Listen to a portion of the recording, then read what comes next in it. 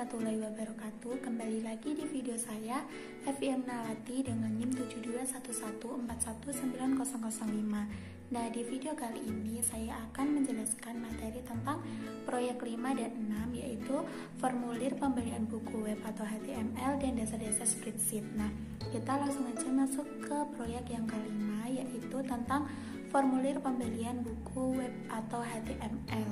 Nah, contoh ini membuat formulir untuk membeli buku mata kuliah sistem informasi. Nah, formulir ini memiliki teknik yang paling umum untuk mencatat informasi dari sebuah situs web. Teknik yang digunakan sebagai berikut. Yang pertama yaitu ada field text, yang kedua ada menu dropdown, yang ketiga ada teknik tombol radio, dan yang keempat ada kotak teks, yang terakhir ada kotak teks.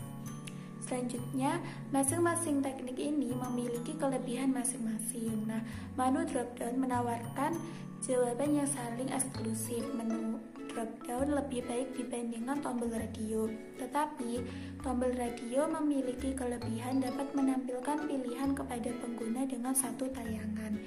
Selanjutnya, area teks memungkinkan beberapa baris ketikan, sedangkan field text hanya memungkinkan satu baris saja. Sebuah area teks dapat menampung sederet alamat email, tetapi perusahaan dapat memecah alamat menjadi beberapa bagian kota, negara bagian, dan seterusnya. Pilihan jenis field harus ditentukan oleh bagaimana perusahaan tersebut ingin menampilkan formulir tersebut dan menggunakan informasi yang dikumpulkan. Selanjutnya, masing-masing field input memiliki paling tidak 2 karakter, sebuah nama field, dan sebuah nilai.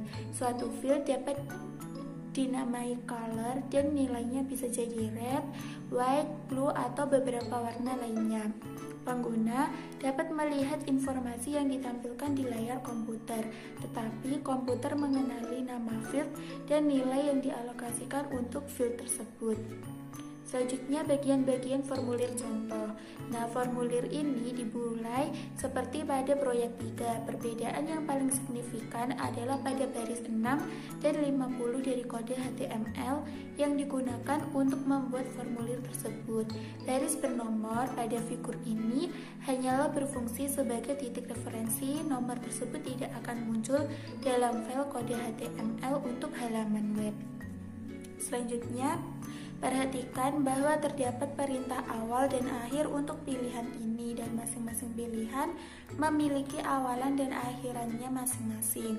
Tanda garis sebelum nama perintah menandakan akhir perintah. Pada umumnya, pilihan yang pertama pada daftar pilihan adalah nilai yang ditampilkan pada halaman web. Selanjutnya, bagian selanjutnya dari formulir menanyakan apakah siswa tersebut lebih menyukai buku bekas atau baru. Perhatikan 4 fitur penting, diantaranya adalah jenis field, nama field, nilai field, dan fakta bahwa pilihan-pilihan use terpilih sejak awal. Menggunakan nama field yang sama menyebabkan pilihan-pilihan tombol radio bersifat eksklusif antara satu dengan yang lain. Field terakhir pada contoh meminta komentar tambahan dari siswa. Formulir mengasumsikan bahwa siswa mungkin membutuhkan lebih dari sebaris teks untuk menuliskan komentar. Area teks digunakan untuk komentar seperti ini. Judul dari area teks ditentukan sebagai comments, dan penggunaan diberikan 5 baris berisikan 40 karakter masing-masing untuk membuat komentar. Selanjutnya, 2 jenis input khusus dibutuhkan untuk membuat browser web menindak informasi yang dikumpulkan formulir. Di antaranya adalah submit dan reset. Perintah submit sendiri ditampilkan pada baris 49. Nilai yang ditampilkan pada tombol yang dihasilkan oleh perintah ini adalah submit value to be processed. Pada kebanyakan formulir, sebuah tindakan akan ditentukan oleh perintah form, dan baris browser web akan melakukan tindakan yang ditentukan ketika tombol submit diklik. Selanjutnya, perintah reset pada baris 47 menampilkan frase reset values don't submit pada tombol. Mengeklik tombol ini akan mengeset ulang semua pilihan kepada isian awal yang diberikan perintah HTML. Ini serupa dengan ketika seorang pengguna menghapus semua jawaban dari formulir kertas. Selanjutnya, menyimpan contoh. kita harus menyimpan dokumen sebagai file HTML. Jenis setelan dokumen awal di Notepad adalah dokumen teks dan ekstensi file .txt. Secara otomatis akan ditambahkan ke nama file jika file tersebut disimpan dalam bentuk teks. Browser tidak dapat menerjemahkan jenis-jenis dokumen teks.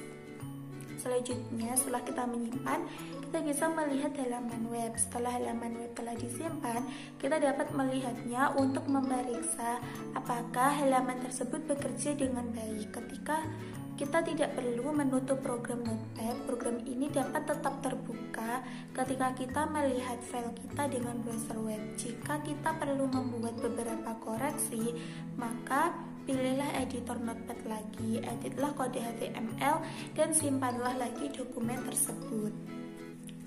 Selanjutnya yaitu materi proyek 6 tentang dasar-dasar spreadsheet. Nah, contoh ini membuat sebuah faktur. Faktur ini berisikan 4 barang, yaitu chair, table, lamp, dan pillow. Masing-masing barang memiliki harga unit dan jumlah diskon ditampilkan berdasarkan harga masing-masing unit. Harga per unit dikurangi diskon dikalikan dengan jumlah unit yang dipesan menghasilkan harga keseluruhan.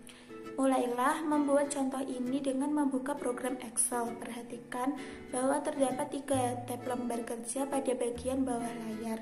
Kita hanya membutuhkan 2 lembar data untuk contoh ini. Jadi kita bisa menghapus lembar yang kita tidak pakai yang terlebih dahulu. Selanjutnya gantilah nama sheet 1 dan sheet 2 dengan nama invoice untuk sheet 1 dan diskon untuk sheet 2. Selanjutnya lembar data diskon. Isi lembar data diskon akan dimasukkan pertama kali. Tujuan dari lembar data pada contoh ini adalah menentukan jumlah 2 unit harga yang menentukan persentase diskon.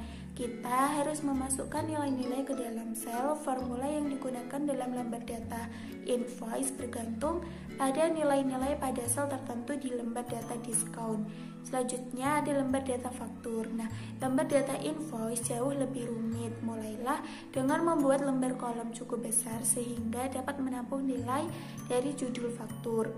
Gunakan mouse untuk memilih kolom A hingga G, kemudian pilihlah perintah kolom dan width. Sekarang kita dapat memasukkan data di mana nilainya tidak akan melebihi sel. Kita harus memulai dan memasukkan nilai data ke dalam sel-sel yang tidak membutuhkan perhitungan terlebih dahulu. Selanjutnya menyimpan contoh. Kita menyimpan contoh kita sebagai example B6. Excel secara otomatis akan menambahkan ekstensi .xls kepada nama file. Nah, sekian materi yang dapat saya sampaikan. Apabila ada kurang lebihnya, saya mohon maaf yang sebesar-besarnya. Wassalamualaikum warahmatullahi wabarakatuh.